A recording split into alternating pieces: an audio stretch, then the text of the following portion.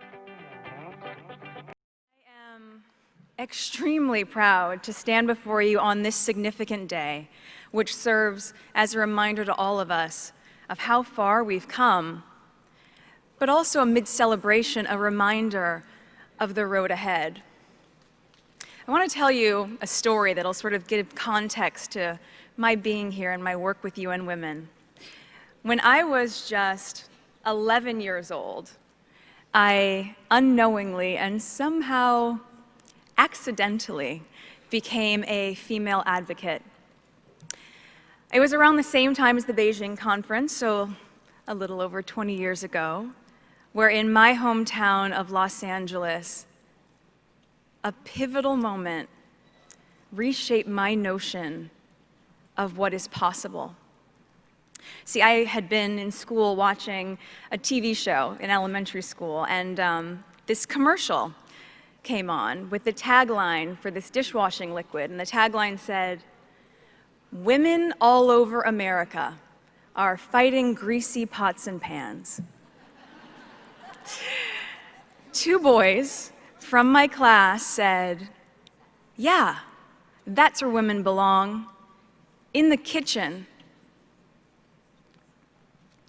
I remember feeling shocked and angry, and also just feeling so hurt. It just wasn't right, and something needed to be done. So I went home and I told my dad what had happened. And he encouraged me to write letters. So I did, to the most powerful people I could think of. Now, my 11-year-old self worked out that if I really wanted someone to hear me, well, then I should write a letter to the First Lady. So off I went, scribbling away to our First Lady at the time, Hillary Clinton. I also put pen to paper and I wrote a letter to my news source at the time, Linda Ellerby, who hosted a kids' news program, and then to powerhouse attorney Gloria Allred, because even at 11, I wanted to cover all my bases. Finally, I wrote to the soap manufacturer, and a few weeks went by, and to my surprise, I received letters of encouragement from Hillary Clinton, from Linda Ellerby, and from Gloria Allred. It was amazing. The kids' news show, they sent a camera crew to my home to cover the story. And it was roughly a month later when the soap manufacturer, Procter & Gamble, changed the commercial for their Ivory Clear dishwashing liquid. They changed it from "Women all over America are fighting greasy pots and pans" to "People all over America." It was at that moment that I realized the magnitude of my actions. At the age of 11, I had created my small level of impact by standing up for equality. Now, equality means that President Paul Kagame of Rwanda, whose country I recently visited as part of my learning mission with UN Women, it means that he is equal to the little girl at the Gihembe refugee camp who is dreaming about being president one day.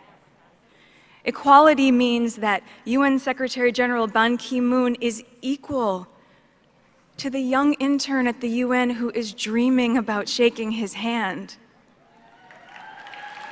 It means that a wife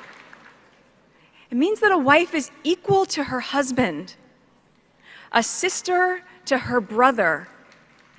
Not better, not worse. They are equal. UN Women, as you guys know, has defined the year 2030 as the expiration date for gender inequality. And here's what's staggering. The studies show that at the current rate, the elimination of gender inequality won't be possible until 2095. That's another 80 years from now. And when it comes to women's political participation and leadership, the percentage of female parliamentarians globally has only increased by 11% since 1995. 11%? In 20 years? Come on. This has to change. Women make up more than half of the world's population and potential. So it is neither just nor practical for their voices, for our voices, to go unheard at the highest levels of decision-making. The way that we change that, in my opinion, is to mobilize girls and women to see their value as leaders and to support them in these efforts. To have leaders, such as President Kagame of Rwanda, continue to be a role model of a country which has a parliamentary system comprised of 64% female leaders.